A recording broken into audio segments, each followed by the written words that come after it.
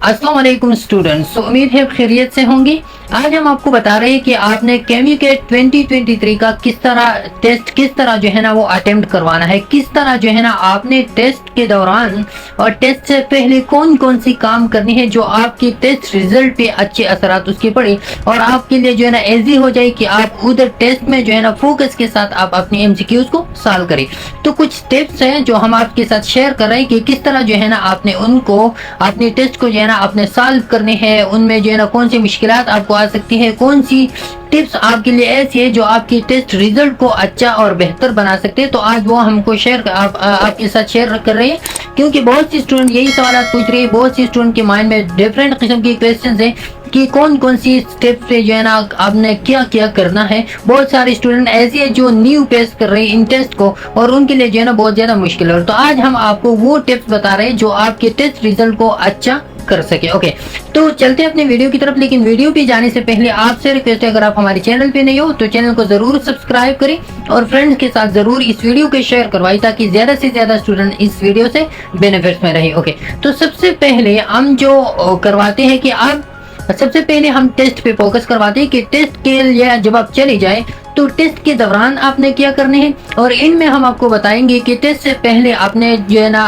Preparation किस तरह करनी है। तकरीबन अभी जो पहले टेस्ट के लिए 3 दिन बाकी, तो इसमें जो है ना आपने क्या करवाना है। ओके, सबसे पहले जब आप एंटर हो जाए हॉल में और जब आप बैठ जाए तो बैठने के बाद जब आपके टेस्ट का टाइमिंग शुरू होता है ना, तो टाइमिंग में आपका क्या होता है, सबसे पहले आपको वो देते हैं आंसर शीट देते हैं, या जिसको हम बबल शीट कहते हैं। वो बबल शीट आपको देते हैं और फिर बबल शीट के बाद जो है ना फिर वो क्या देते हैं, आपको क्वेश्चन पेपर देते हैं। तो सबसे पहले हम बात करते हैं बबल शीट के हवाले से कि बबल शीट में आपने क्या क्या करना है। ओके, तो सबसे पहले अगर आपको बबल शीट दे दे तो बबल शीट में आपने क्या ऑब्जर्वेशन करनी है, क्योंकि ये जो है ना आपसे थोड़ी सी सीक्वेंस लेती है, लेकिन ये आपकी आगे वाली जो टेस्ट है उस टेस्ट में आपका फोकस और आपका कंसंट्रेशन मुकम्मल तौर पर वो क्या रखता है, बरकरार रखता है और आप फिर फोकस करवाते हो अपनी टेस्ट पे। तो सबसे पहले आपकी बबल शीट में आपने क्या देखना है, जब आपको बबल शीट दे दे तो बबल शीट में सबसे पहले आपने क्या देखना है, आपने देखना है सबसे पहले इधर जो है ना ये वाला जो रोल नंबर एरिया है, ये सबसे पहले आपने ये देखना है कि आप इधर आपका जो रोल नंबर है वो रोल नंबर इधर टाइप हुआ है या नहीं है। अगर इधर जो है ना आपका रोल नंबर टाइप हुआ है तो ठीक है, अगर टाइप नहीं हुआ है तो फिर आप जो है ना उधर जो इन्विजिलेटर बैठे हुए होते हैं तो आपने उनसे पूछना है कि क्यों इधर मेरा रोल नंबर टाइप नहीं हुआ है, क्योंकि इधर जो है ना ऑलरेडी आपका नेम और इधर जो है ना ऑलरेडी आपका रोल नंबर जरूर मेंशन हुआ होगा। तो सबसे पहली बात आपने ये याद रखनी। इसके बाद जो है ना फिर आपने देखना है इधर ये वाला जो पोर्शन होता है, ये वाला, इसमें आपके टेस्ट का जो सीरियल होता है, जो ABC टेस्ट होता है वो इधर मेंशन हुआ होता है। तो दूसरी बात आपने क्या देखनी, इधर जो है ना इधर आपका टेस्ट का जो सीरियल है, जो टाइप है वो मेंशन है या नहीं है। तो ये भी आपने जरूर याद रखनी कि दूसरे नंबर पर, क्योंकि अगर आपकी टेस्ट का जो इधर वो टाइप है अगर वो मेंशन नहीं हो इधर, तो फिर जो आप बबल शीट अगर आप पूरा भी आप उसको सॉल्व करवा दो, लेकिन जब इस पे टेस्ट का टाइप नहीं होता तो टाइप के वजह से जो है ना फिर आपका रिजल्ट जो है ना वो खराब हो सकता है। तो ये जो है ना आपने देखना है कि इधर अगर वो टाइप है तो ठीक है, अगर नहीं है तो फिर आपने इन्विजिलेटर से या उधर जो सुपरवाइजर होता है उनसे पूछना जरूर है। ओके, फिर तीसरी बात आपने जो है ना टेस्ट की जो एमसीक्यूज है उस एमसीक्यूज की सीक्वेंस को आपने जरूर याद रखना है, क्योंकि बहुत स्टूडेंट ऐसे करते हैं कि वो जब से एमसीक्यूज सोल्यूशन जब बाद में हम बताएंगे कि किस तरह आपने एमसीक्यूज को सॉल्व करना है या पेयरिंग किस तरह करना है, लेकिन यहाँ पे आपने एमसीक्यूज के पैटर्न को देखना है। पैटर्न ये है कि 1 2 3 4 5 अप टू 10 इधर है, फिर जो है ना 11 12 13 इधर से शुरू है, फिर जो है ना 21 22। बहुत सारे स्टूडेंट ऐसे करते हैं कि वो डायरेक्टली जल्दी में होते हैं और वो पेलिंग करवाते हैं। पेलिंग किस तरह करवाते हैं कि 10 तक आते हैं, फिर नीचे से जो है ना इधर 11 12 इधर से पेल करवाते हैं। अगर आपने एक या दो एमसीक्यूज भी इस तरह की पॉलिटी पेल करवा ली तो आपके लिए बहुत ज्यादा नुकसान है। तो जब आप टेस्ट को बैठते हो तो टेस्ट को बैठने की जब आपको आंसर शीट दी जाए तो आपने इस सीक्वेंस को याद मद्देनजर रखना है कि ये सीक्वेंस डायरेक्टली सीधा आ रहा है नीचे या नहीं, ये इस तरह की ऊपर जा रहा है और ऊपर से फिर नीचे आ रहा है। तो ये सीक्वेंस आपने फिर लाजमी याद रखनी है। ये क्या था, ये आपका जो बबल शीट है उस बबल शीट के हवाले से आपके साथ इंफॉर्मेशन थी। अब जो है ना पूरा बबल शीट आपने एक ओवरव्यू किया कि ये हमारा बबल शीट है, तो ये बबल शीट आपको क्वेश्चन पेपर से पहले दी जाती है। ओके, फिर इसके बाद जो है ना आपको क्वेश्चन पेपर दिया जाता है। अब क्वेश्चन पेपर में आपने क्या करना है, तो क्वेश्चन पेपर ये वाला आपका क्वेश्चन पेपर है। ये क्वेश्चन पेपर जो प्रीवियस 2022 का क्वेश्चन पेपर था ये केमिकेट का, तो वो ये वाला है। अब जो है ना year by year pattern change होता है। ऐसा भी हो सकता है कि उसका शक्ल जो है ना थोड़ा सा मुख्तलिफ हो, लेकिन जो पैटर्न होता है ना वो पैटर्न ऐसा ही की ऐसा ही होगा, जिसमें जो है ना आपको टाइमिंग जो है ना 90 मिनट्स दी जाती है और क्वेश्चन जो है ना वो कितने होते हैं 100 MCQs होते हैं। 100 MCQs आपने 10 मिनट्स में करने हैं। अब जो है ना ये बाद में हम डिस्कस करवाते हैं कि किस तरह आपने करने हैं, लेकिन इधर आपने क्या देखना है, इधर आपने सिर्फ ऑब्जर्वेशन करनी है कि उधर जो कोड हमने उधर डिस्कस करवाया था, ये कोड इधर आपकी क्वेश्चन पेपर पे फॉर एग्जांपल बी कोड है, तो इधर आपने देखना है कि आपकी क्वेश्चन पेपर पे भी बी कोड है या नहीं है। अगर बी कोड नहीं है तो फिर आपने कंप्लेन करना है, अगर बी कोड है तो ठीक है, फिर आप प्रोसीड करो। ओके, सबसे पहले ये आपने कंफर्म करवाना है। फिर आपने ये कंफर्म करवाना है कि इधर ये जो MCQs है, ये MCQs शफल MCQs है या पोर्शन वाइज है। शफल पोर्शन वाइज का मतलब ये कि बहुत सारी क्वेश्चन पेपर जो पहले दी जाती थी ना, या 8 MDCAT का जो क्वेश्चन पेपर होता है, तो उसमें ऐसा होता है कि पहली बायोलॉजी का पोर्शन होता है, फिर फिजिक्स का होता है, फिर जो है ना केमिस्ट्री का होता है, फिर जो है ना इंग्लिश का होता है। तो इस तरह की पोर्शन वाइज MCQs आपको दी जाती है। लेकिन केमिकैट में पिछली ईयर जो है ना ये पोर्शन वाइज MCQs नहीं थी, और ये किया था, ये जो है ना शफल MCQs थी, मतलब एक MCQs बायो का है, दूसरा फिजिक्स का है, तीसरा केमिस्ट्री का, इस तरह की शफल MCQs थी। और इसी साल भी शायद के हो शफल MCQs हो, लेकिन फिर भी पता नहीं चलता। तो आपने जो है ना ये कंफर्म करवाना है कि आपके MCQs शफल है या पोर्शन वाइज है। पोर्शन वाइज में ऐसे होता है कि बहुत जो स्टूडेंट जो है ना जिनने ज्यादा स्टडी नहीं की तो उसके लिए उसमें आसानी बहुत ज्यादा होती है कि आपने पहली बायो पे फोकस करवाना है, फिर जो है ना आपने केमिस्ट्री भी, फिर फिजिक्स भी। तो जब आपको पोर्शन वाइज के जो MCQs आपको दी जाती है ना, तो पोर्शन वाइज भी सबसे पहले फिर आपने क्या करवाना है, हर किसी का अपना अपना स्ट्रेटेजी होता है, लेकिन सबसे पहले आपने वो MCQs करवाने, बायो के MCQs करवाने, फिर बायो के साथ केमिस्ट्री की, केमिस्ट्री के बाद फिर आपने इंग्लिश की MCQs, फिजिक्स की फिर आप इन में करवाने, क्योंकि फिजिक्स में फिर कैलकुलेशन होता है। कैलकुलेशन में फिर आप जो है ना टाइम को देखते हो, टाइम के हिसाब से जो है ना फिर आप उस MCQs पे टाइम देते हो उसको कि उस पर कितना टाइम लगाना चाहिए। तो अगर ज्यादा टाइम हो तो आप एक MCQs भी ज्यादा टाइम लगाओ, अगर नहीं हो तो कम टाइम लगाओ। लेकिन जो पोर्शन वाइज भी बायो के MCQs होते हैं तो उसमें फिर आपने ये नहीं देखना होता, आपने डायरेक्ट आंसर सेलेक्ट करना होता है, तो वो मिनिमम टाइम में होता है।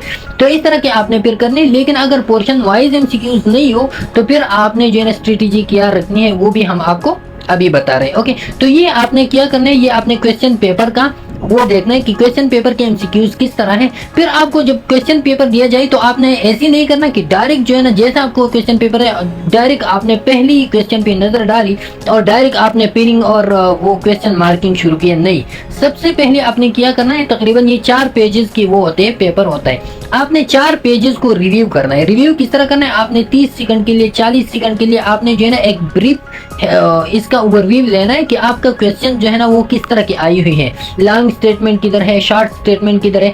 तो ये आपने देखनी होती है कि लॉन्ग स्टेटमेंट इस MCQs में ज्यादा है, क्वेश्चन पेपर में ज्यादा है, या शॉर्ट स्टेटमेंट ज्यादा है। तो उसी के हिसाब से फिर आपने टाइम को मैनेज करवाना है। ओके, अभी हम आपको बताएंगे कि आपने किस तरह जो है ना क्वेश्चन पेपर के लिए टाइम मैनेज करना है।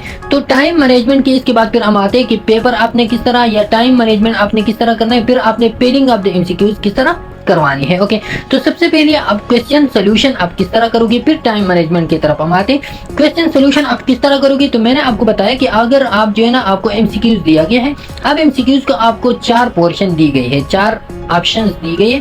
तो आपने क्या करना है, सबसे पहले आपने जो है ना क्वेश्चन को, जो क्वेश्चन आपको दी जाती है तो उस क्वेश्चन को आप क्वेश्चन पे आपने टाइम लगाना है, क्योंकि आपको जो है ना तकरीबन एक MCQs के आपके साथ 50 सेकंड इस तरह की टाइम होता है। तो 50 सेकंड में आपने जो है ना 20-25 सेकंड आपने जो है ना क्या करना है, क्वेश्चन को रीड करना है। जब आप क्वेश्चन को रीड करोगे उसको फिर समझना है कि क्वेश्चन में आपसे मांग क्या रहा है। ऐसा नहीं है कि आपने जो है ना बहुत सारे स्टूडेंट ऐसे करते हैं कि क्वेश्चन को डायरेक्ट रीड करें और रीडिंग के बाद डायरेक्ट वो ऑप्शन को देखते। नहीं, एक वो MCQs होता है जो बहुत ज्यादा इजी होता है, तो डायरेक्ट आपने ऑप्शन में देखना है, लेकिन आपने पहले क्वेश्चन को रीड करना है। रीड करने के बाद फिर आपने उसको अंडरस्टैंड करना है, तकरीबन 5-6 सेकंड उसके अंडरस्टैंडिंग में लगते हैं। फिर आपने जो है ना ऑप्शन को देखने है और ऑप्शन को आपने चारों ऑप्शन पढ़ने हैं। ओके, अगर MCQs इजी MCQs था और आपने कहा कि यार जो ऑप्शन आपको लगता था आपने डायरेक्ट जो है ना वो आपको मालूम था आपने डायरेक्ट लगा लिया, लेकिन जो डिफिकल्ट MCQs होते हैं उसके साथ आपने क्या करना है, तो उसके लिए आपने स्किपिंग का रूल अप्लाई करना है। स्किपिंग का रूल आप किस तरह अप्लाई करोगे, फॉर एग्जांपल ये ऑप्शन ए है, एक MCQs का ऑप्शन ए है, ये ऑप्शन बी है, ये ऑप्शन सी है और ये ऑप्शन डी है। अब आपने क्या करना है, फॉर एग्जांपल आपने एमसीक्यूज को स्टडी किया, आपका शक आ गया कि ये ऑप्शन ए जो है ना थोड़ा थोड़ा सा वो करेक्ट लग रहा है मुझे, लेकिन ऑप्शन बी तो मुकम्मल गलत है, तो आपने इस पे क्रॉस लगाना है, इसको जो है ना आपने इसके साथ डॉट लगाना है। ये सी ऑप्शन आपने देख लिया, लेकिन सी ऑप्शन आपने कहा कि ये भी मुकम्मल आउट है, इस एमसीक्यूज के साथ इसका कोई लिंकेज नहीं, तो इस पे क्रॉस लगाना है।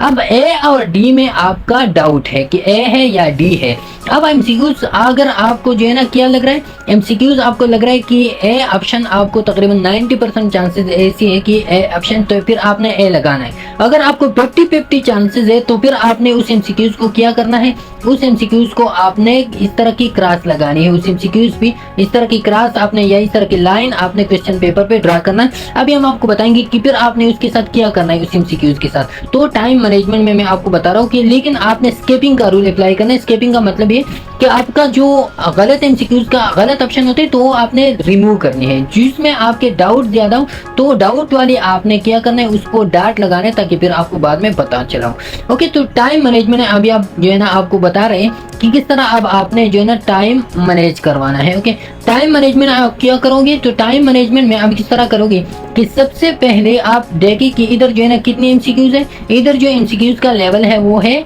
100 एमसीक्यूज है और टाइम कितना है 90 मिनट्स है। तो 100 एमसीक्यूज का आपने जो है ना टाइम मैनेजमेंट के लिए आपने 100 एमसीक्यूज की 4 पोर्शन बनानी। 4 पोर्शन कितने होते हैं, 25 एमसीक्यूज आपने जो है ना सेलेक्ट करवानी है। 25 एमसीक्यूज आप एक पोर्शन मतलब एक स्टेज पे 25 एक लेवल पे करोगे, दूसरी लेवल पे फिर 50 हो जाएगी, तीसरी पे 75 हो जाएगी और फोर्थ लेवल पे आपके 100 एमसीक्यूज हो जाएगी। तो फोर्थ लेवल में आप अपने पेपर को सॉल्व करोगे। ओके, किस तरह आप टाइम का क्या करना है, तो 25 एमसीक्यूज के लिए आपके पास जब आप डिवाइड करोगे 100/90 तो 25 एमसीक्यूज के लिए आपके पास आता है 22 मिनट्स। लेकिन आपने करना क्या है, आपने 25 एमसीक्यूज को 20 मिनट में सॉल्व करना है। कितने टाइम में, 20 मिनट में आपने 25 एमसीक्यूज को सॉल्व करना है। अब आपने क्या करना है, देखिए 25 एमसीक्यूज को 20 मिनट में आपने सॉल्व करना है। ये जो बाकी 22 मिनट्स आपके साथ रहते हैं ना, तो 2 मिनट में आपने फिर क्या करना होता है, 2 मिनट्स आप इनमें रखोगे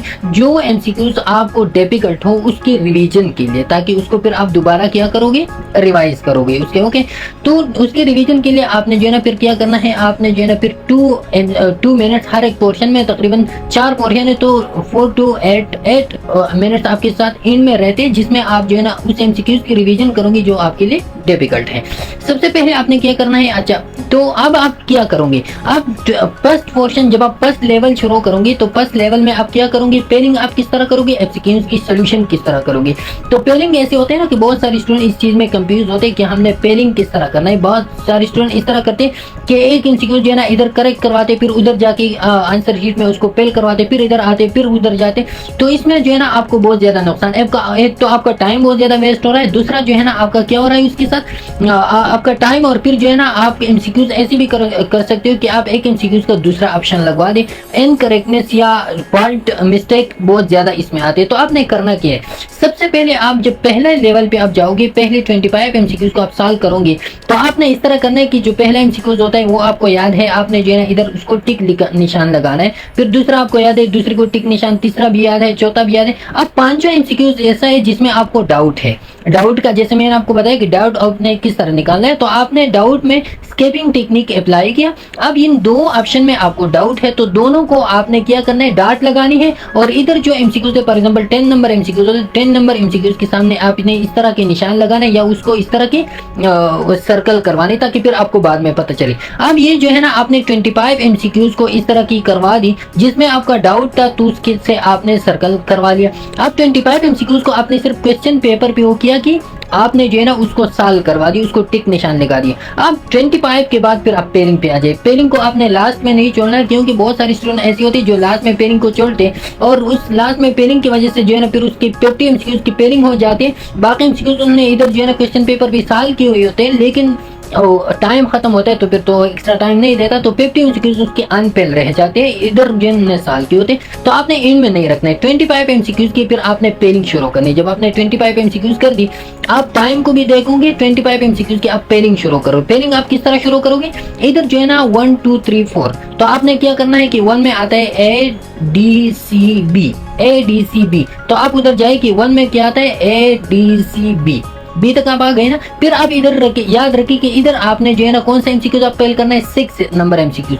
तो 6 को आप इधर याद रखो, इधर आ जाओ 6 से फिर शुरू करो। 6 में आता है ACBD, तो फिर जो है ना आपने इधर आना है A6 से शुरू करना है ACBD। तो इस तरह जो है ना जब आप एमसीक्यूज की इस तरह के इधर भी देखोगे कि आपने 6 से शुरू करना है, वो सीक्वेंस आपको याद हो तो एक ही दफा आप 4 एमसीक्यूज भी ले सकते हो। अगर आपको 4 में मुश्किल आते हैं तो आप 2 एमसीक्यूज या 3 एमसीक्यूज के भी ले सकते हो, जितना आप ले सकते हो। ऐसा नहीं हो कि फिर आपसे भूल जाए। तो आपने जो है ना जितना आपकी कैपेसिटी हो, बहुत सारे स्टूडेंट ऐसे होते हैं जो एक मरतबा जो है ना वो 4 एमसीक्यूज को लेते हैं, मतलब ABCDE, और फिर इधर आते हैं ABCDE डायरेक्ट जो है ना उसको पेल करवाते हैं। ओके, तो फिर जो है ना ये क्या होता है, ये आपके उस पर डिपेंड कराते हैं कि आप कितनी एमसीक्यूज को ले सकते हो। लेकिन जो है ना आप इस तरह की इसमें क्या होता है, ये वाली जो टेक्निक है इसमें तो एक ये होता है कि जब आप 25 एमसीक्यूज को दोबारा विजिट करवाते हो, 25 एमसीक्यूज की दोबारा ACBD, आप जो है ना आपने जिससे सर्कल वो किया है और वो सर्कल वाली ऑप्शन जब आपके सामने आ जाए तो फिर आप दोबारा उसको देखो। बहुत सारे एमसीक्यूज ऐसे होते हैं, तकरीबन 60% ऐसे होते हैं कि जब आप उसको दोबारा स्पेलिंग के दौरान जब आप उसको दोबारा देखो तो आपको वो एमसीक्यूज का वो जो कंसेप्ट होता है वो आपके जहन में आ जाता है और आप उसको जो है ना सॉल्व करवा सकते हो। बहुत सारे ऑप्शन चांसेस ऐसे हो सकते हैं। लेकिन अगर फिर भी आपको याद नहीं है, फॉर एग्जाम्पल 25 एमसीक्यूज में 2 एमसीक्यूज ऐसे आ गए जिसको दोबारा पेलिंग के वक्त भी आपको याद नहीं आया, तो फिर आपने उन 2 एमसीक्यूज को इधर क्या करना है, दोबारा हाईलाइट करवाना है। क्या करवाना है, हाईलाइट। जो आपने सॉल्व की तो उसको आपने क्रॉस लगानी, लेकिन फिर भी अगर सॉल्व नहीं तो फिर आपने उसको इस तरह की बड़ा टिक लगाना है, ताकि फिर जो है ना जब आप पूरा क्वेश्चन पेपर सॉल्व करो और इनमें जब आप आते हो तो आपको समझ आती है। ओके, फिर आपने जब ये 25 एमसीक्यूज सॉल्व किए और उधर पेल भी की, तो पेलिंग के बाद फिर आपने अपनी घड़ी वॉच अपने साथ जो है ना जो मैनुअल वॉच होते हैं वो अपने साथ जरूर लेने।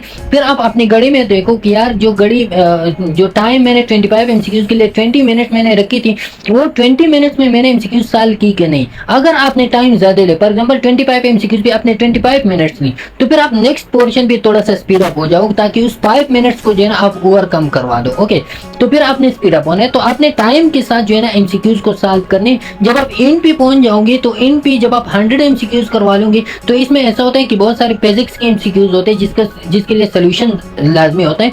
तो फिर आपने क्या करना है, उस सोल्यूशन के एमसीक्यूज के लिए आपने ये करवाना है कि अगर आपको ये पता चला कि इसमें बहुत ज्यादा क्या है, इसमें बहुत ज्यादा वो है सोल्यूशन है, आप सॉल्व करोगे, फार्मूला बहुत लंबा लेंथी फार्मूला है, तो फिर आपने उस एमसीक्यूज को जिस तरह मैंने ये किया तो उस एमसीक्यूज को फिर आपने टिक लगाना है और इनमें फिर आप उन एमसीक्यूज को कराओगे जो आपसे बहुत ज्यादा टाइम कंज्यूमिंग एमसीक्यूज होता है। तो इनमें जो आपके पास ये जो मैंने कहा ना कि 25 की 4 पोर्शन है, 4 पोर्शन आपने सॉल्व की और इनमें आपके साथ वो 8 मिनट रह गए, तो उस 8 मिनट में आप दोबारा जो है ना रिवीजन करवाओगे और जो एमसीक्यूज इधर रहते हैं तो आपने मैक्सिमम एमसीक्यूज जब आपने छोड़नी है इनके लिए, तो मैक्सिमम एमसीक्यूज आप छोड़ी 6 एमसीक्यूज या छोड़े या 8 एमसीक्यूज छोड़ी। 8 एमसीक्यूज से ज्यादा डिफिकल्ट एमसीक्यूज आपने नहीं छोड़नी।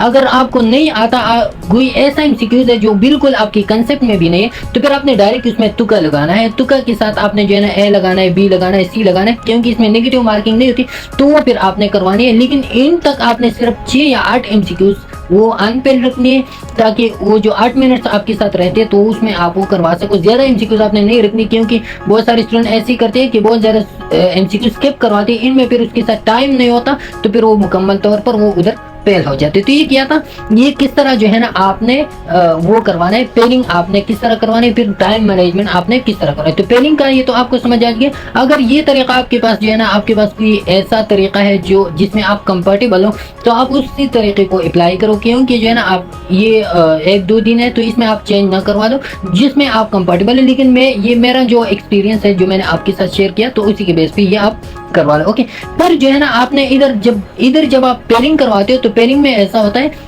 कि आप जो है ना इधर अगर आप डाट लगा दो और दूसरा एमसीक्यू आपको लग जाए कि यार ये मैंने तो इधर डाट लगा दिया लेकिन दूसरा ऑप्शन करेक्ट है, तो डाट से कोई फर्क नहीं पड़ता, लेकिन डाट बॉल पॉइंट का होना चाहिए। अगर मार्कर पे आपने डाट लगाया है, इधर आपने मार्कर पे डाट लगा लिया, तो मार्कर का डाट बहुत बड़ा होता है, फिर इसके साथ जो है ना आपका एमसीक्यू इफेक्ट होता है। तो अगर आपका एमसीक्यू ये से कि अगर आपको पता है कि ये ऑप्शन मेरा मुकम्मल करेक्ट था, मैंने गलत ऑप्शन लगा दिया, तो फिर आप अपने साथ व्हाइटनर लेके जाओ, उस पर जो है ना आप उसको रिमूव करवा दो। लेकिन ज़्यादा नहीं करनी चाहिए, क्योंकि इसका पता नहीं है 50% चांसेस ऐसी है कि कंप्यूटर जो है ना आपका वो रिमूवल एरिया आप वो न ले और जो आपका करेक्ट ऑप्शन है वो सेलेक्ट करवा ले। लेकिन 50% चांसेस ऐसी भी कि उसका वो एमसीक्यूज आपका गलत भी हो जाए।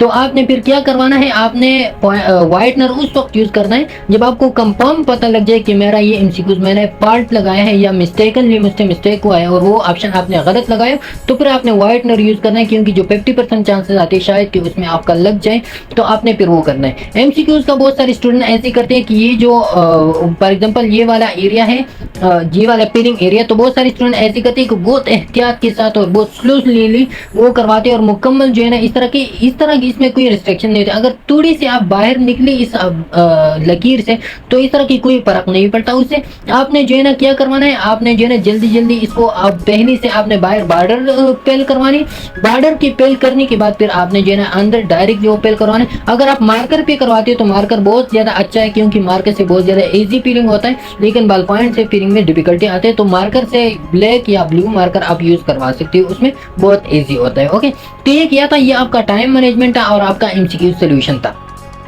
ये तो आपको समझ आ गया होगा। अब अगर आपकी फिर भी कोई क्वेश्चन हो तो आप कमेंट में जो है ना वो लिख सकते हैं, हम आपको जवाब देंगे। फिर इसके बाद जो है ना आपने अब ये तो टेस्ट के हवाले से थे, लेकिन प्री टेस्ट आपने क्या करवानी है। प्री टेस्ट आपने तो सबसे पहले ये करवानी है कि अगर ये तकरीबन 2-3 दिन बाकी है तो 2-3 दिन में आपने जो है ना अपनी जितने भी सब्जेक्ट्स है उस सब्जेक्ट को सारा की सारी आपने रिवाइज करवानी है। जितना जल्दी आप उस सब्जेक्ट को रिवाइज करवा दो, एक मरतबा रिवाइज करवा दो, अच्छी तरह रिवाइज करवा दो। अब जब टेस्ट के नाइट पे आप क्या करोगे, बहुत सारे स्टूडेंट ऐसे होते हैं कि टेस्ट का रात होता है और 12 बजे तक और 1 बजे तक वो स्टडी करवाते हैं, तो ये मुकम्मल गलत तरीका है। इसके साथ जो है ना आपका जो कल टेस्ट होता है तो उसके लिए फिर मुकम्मल आप अनप्रिपेयर्ड हो जाते हो, आप जो है ना आपका फोकस लॉस होता है, आपका अटेंशन लॉस होता है। तो आपने क्या करवाना है, टेस्ट के रात पे आपने अच्छी तरह खाना है, फिर जो है ना आपने नींद करनी है। तकरीबन 10 बजे 9 बजे आप सो जाओ और फिर जो है ना सुबह सवेरे आप उठ जाओ, नमाज वगैरह वो पढ़ लो। फिर जो है ना बहुत सारी स्टूडेंट ऐसे करती है कि टेस्ट की सुबह पे वो जो है ना फिर रिवीजन करवाते, तो ये बहुत गलत कंसेप्ट है। जब आप टेस्ट की रात पे या टेस्ट की सुबह पे आप जो है ना क्वेश्चन एमसीक्यूज को देखते हो या जो है ना आप रिवीजन करवाते हो, तो इसकी वजह से जो है ना क्या होता है, आपका अटेंशन लॉस होता है, आपका फोकस मुकम्मल तौर पर वो क्या होता है, वो लॉस होता है। तो ये मुकम्मल गलत तरीका है। आपने क्या करना है, सुबह आप उठ जाए। तो अगर आप अपने बहुत सारी स्टूडेंट होती है जिसकी माइंड जो है ना थोड़ा सी डिफरेंट होता है, तो वो अपनी तरीके से चीज़ को डील करें। अगर आप ये चाहे कि मैंने जो है ना कुछ पॉइंट्स वगैरह लिख के और वो मैं देखना चाहता हूँ तो ठीक है आप देख लें, लेकिन ज़्यादातर ये आपको जो है ना आपका एंजाइटी बढ़ाता है, आपको एक डिप्रेस मूड में लेके चलते हैं या एंजाइटी आपकी बढ़ाती है। तो आपने फिर सुबह जो है ना आपने अच्छी तरह नाश्ता करना है, एमसीक्यूज वगैरह आपने नहीं देखनी, क्योंकि 9 AM पे तकरीबन इस तरह के टेस्ट होते हैं। टेस्ट पे जो है ना आपने 1 घंटा पहले आपने सेंटर पे पहुंचना है, ताकि उधर जो है ना आप रिलैक्स मोड पे आप उधर चले जाओ और उधर जो है ना आप बैठ जाओ, आप जो है ना अपना कुरान का तिलावत वगैरह वो साथ में करो, ताकि आपका माइंड जो है ना वो रिलैक्स हो। ओके, फिर आप जब उधर बैठ जाओ तो अच्छी तरह जो है ना ठंडी सांस ले लो और अच्छी तरह जो है ना आप एमसीक्यूज के लिए बैठ जाओ। कोई टेंशन, कोई डिप्रेशन, कोई एंजाइटी आपको नहीं लगना चाहिए। इसमें जो है ना ये वाला जो टेस्ट है इसमें तो आपको एक और चांस ये भी है कि आप 3 टेस्ट दे सकते हो। मतलब आप अगर आप पहली टेस्ट में आप नाकाम हो गए तो आप जो है ना दूसरा टेस्ट दे सकते हो, तीसरा टेस्ट दे सकते हो। जिस टेस्ट में आपके मार्क्स ज्यादा हो तो उसी टेस्ट में जो है ना आपकी सिलेक्शन होती है। फिर जिस टेस्ट में आपकी मार्क्स ज्यादा, तो ये आपके साथ एक प्लस पॉइंट है इस साल में कि आप जो है ना मल्टीपल टेस्ट दे सकते हो और जिस टेस्ट में ज्यादा मार्क्स हो उसी के हिसाब से आपकी सिलेक्शन होती है। तो ये आपने मुकम्मल जो है ना क्या करना है, ये एंजाइटी वगैरह मुकम्मल रिमूव करवाना है। अगर आपके एडमिशन हो जाए तो ठीक है, न हो जाए तो ये आपका कोई लाइफ नहीं है कि आपका जिंदगी इधर खत्म हो जाए और आप टेंशन ले ले, ये वाली बातें नहीं करनी। आपने जो है ना रिलैक्स मोड पे आपने टेस्ट में बैठना है, फोकस मोड पे आपने टेस्ट में बोलना है। इंशाल्लाह कामयाबी आपकी मुकद्दर होगी। अगर कोई क्वेश्चन हो, कोई क्वेरी वगैरह हो तो नीचे हमारे व्हाट्सएप ग्रुप का लिंक भी है, उधर भी आप ज्वाइन करवा सकते हो। साथ में आप कमेंट्स बॉक्स में भी आप क्वेश्चन पूछ सकते हो, हम आपको जवाब देंगे। नेक्स्ट वीडियो पे फिर इंशाल्लाह मुलाकात होगी, तब तक के लिए इजाज़त दीजिए। अल्लाह हाफिज़।